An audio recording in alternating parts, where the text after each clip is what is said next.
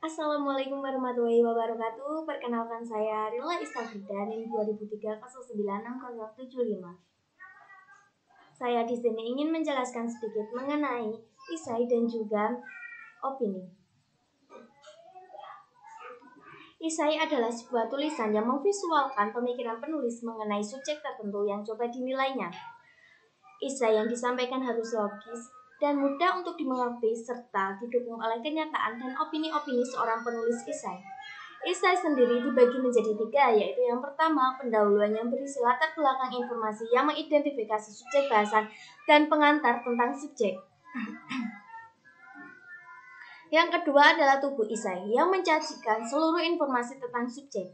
Yang ketiga adalah konklusi yang memberikan kesimpulan dengan menyebutkan kembali ide pokok ringkasan tubuh isai atau menambahkan beberapa observasi tentang subjek. Jenis-jenis isai.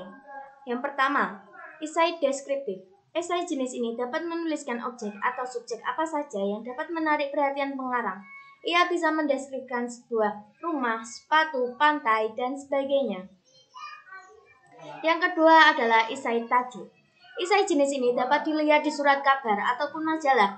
Isai ini memiliki fungsi menyatakan pandangan dan sikap surat kabar atau majalah tersebut terhadap isu tertentu. Dengan isai tajuk, surat kabar tersebut membentuk opini pembaca. Isai semacam ini tidak perlu mencantumkan nama penulis. Yang ketiga adalah isai cukilan. Watak isai ini memperbolehkan penulis membeberkan beberapa segi dari kehidupan individual seorang kepada pembaca. Lewat cukilan itu, pembaca bisa mengetahui sikap penulis terhadap tipe pribadi yang dibeberkan. Di sini, penulis tidak menuliskan biografi, ia hanya memilih bagian yang utama dari kehidupan dan watak pribadi tersebut.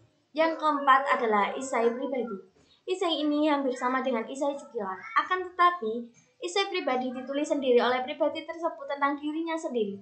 Penulis akan menyatakan saya adalah saya. Saya akan menceritakan kepada saudara tentang saya dan pandangan saya tentang hidup. Ia membuka tabir dengan dirinya sendiri.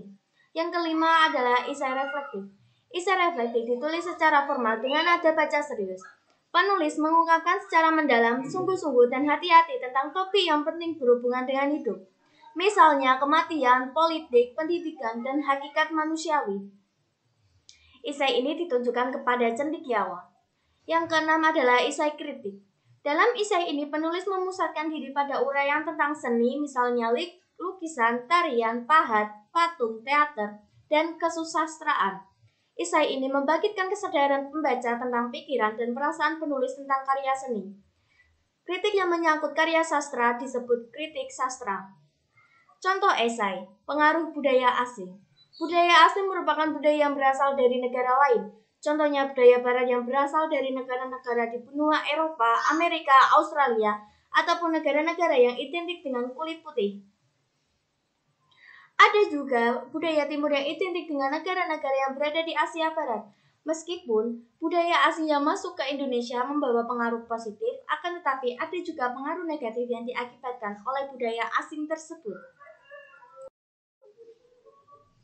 Pengaruh negatif budaya asing yang masuk ke Indonesia menyebabkan keguncangan budaya atau cultural shock. Masyarakat Indonesia menjadi individualistis dan menyebabkan perilakunya konsumtif. Pertama, pengaruh budaya asing yang masuk ke Indonesia menyebabkan guncangan budaya atau cultural shock. Guncangan budaya yaitu masuknya suatu budaya baru ke dalam budaya lain di suatu negara sehingga menyebabkan adanya perubahan mendadak dalam budaya yang ada di negara tersebut. Budaya asing yang masuk ke Indonesia menyebabkan perubahan nilai-nilai budaya yang ada di Indonesia.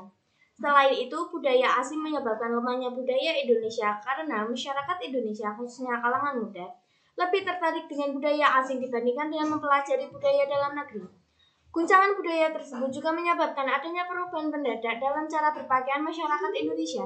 Masyarakat Indonesia yang sebelumnya berpakaian tertutup, sopan, dan rapi, sekarang banyak masyarakat Indonesia, khususnya kalangan muda, yang memilih untuk berpakaian terbuka, ketat, dan terlihat kurang sopan.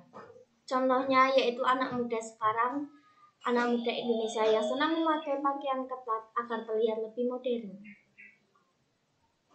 Kedua, pengaruh budaya asing yang masuk ke Indonesia menyebabkan masyarakat Indonesia menjadi individualistis. Sikap masyarakat Indonesia yang individualistis terlihat sejak masuknya budaya asing di Indonesia. Masyarakat Indonesia, terutama yang tinggal di daerah perkotaan, menjadi mempunyai pola pikir bahwa kepentingan diri sendiri adalah hal utama dibandingkan kepentingan orang lain. Sikap individualistis ini dapat melemahkan budaya Indonesia seperti budaya bergotong royong dan memecahkan suatu permasalahan dengan cara musyawarah.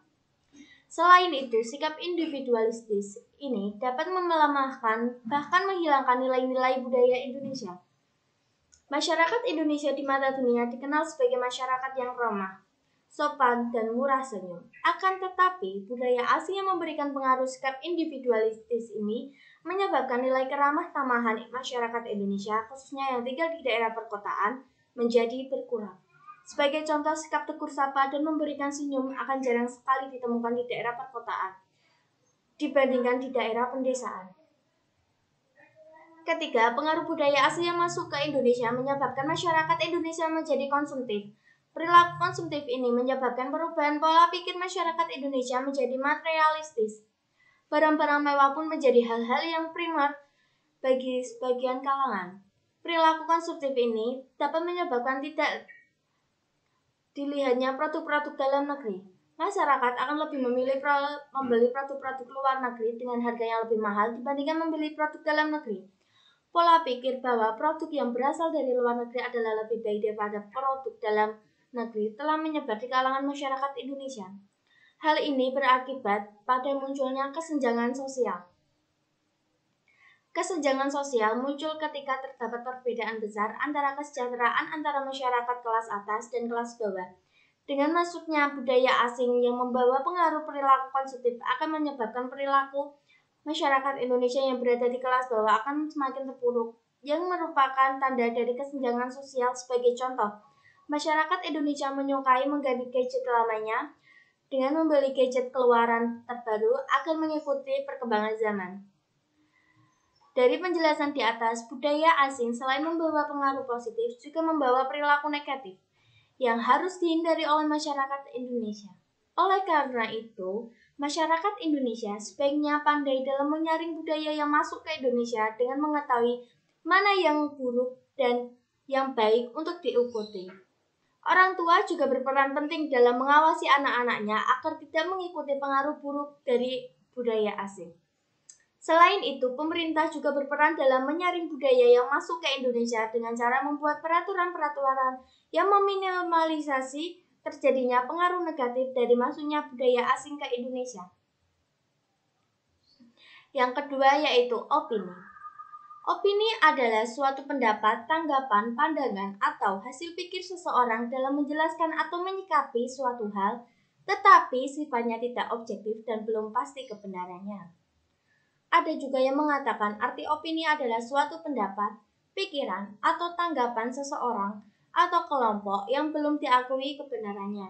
Dengan kata lain, opini bersifat subjektif dan setiap orang bisa saja memiliki pendapat yang berbeda tentang suatu peristiwa atau objek. Artikel opini adalah artikel yang berisi tentang pendapat, gagasan, ide pribadi. Sang penulis biasa memaparkan sebuah tema tulisan dengan sifat yang bebas, rasional, objektif, karena tetap didukung argumen yang berdasarkan fakta yang logis. Artikel opini merupakan kombinasi antara objektif dan subjektif, karena artikel opini tetap mengandung fakta meskipun berisi pendapat pribadi. Jenis artikel ini banyak ditemukan di berbagai media, baik cetak maupun media lainnya. Contoh artikel opini. Menjelang pemilihan calon presiden Indonesia yang akan diselenggarakan pada bulan April 2019 ini, baik Bapak Jokowi maupun Prabowo sudah menyusun berbagai strategi. Mulai dari berkampanye dan membuat visi misi sebagai bentuk pembuktian bahwa beliaulah yang pantas menduduki jabatan presiden Indonesia untuk periode selanjutnya. Tujuan diadakannya kampanye adalah untuk meyakinkan masyarakat bahwa beliaulah yang pantas menjadi pemimpin. Diharapkan kedua calon presiden tetap berkomitmen dengan janji-janji yang telah diberikan kepada masyarakat, sehingga masyarakat tidak kecewa. Oleh karena itu, Anda dianjurkan untuk tidak memilih presiden berdasarkan politiknya saja, Namun, pilihlah presiden yang berlandaskan kepada Tuhan Yang Maha Esa, bertanggung jawab, amanah, dan berkomitmen. Cukup sekian yang bisa saya sampaikan. Bila ada kesalahan kata maupun materi yang saya sampaikan, saya mohon maaf. Billahi taufiq wal hidayah. Wassalamualaikum warahmatullahi wabarakatuh.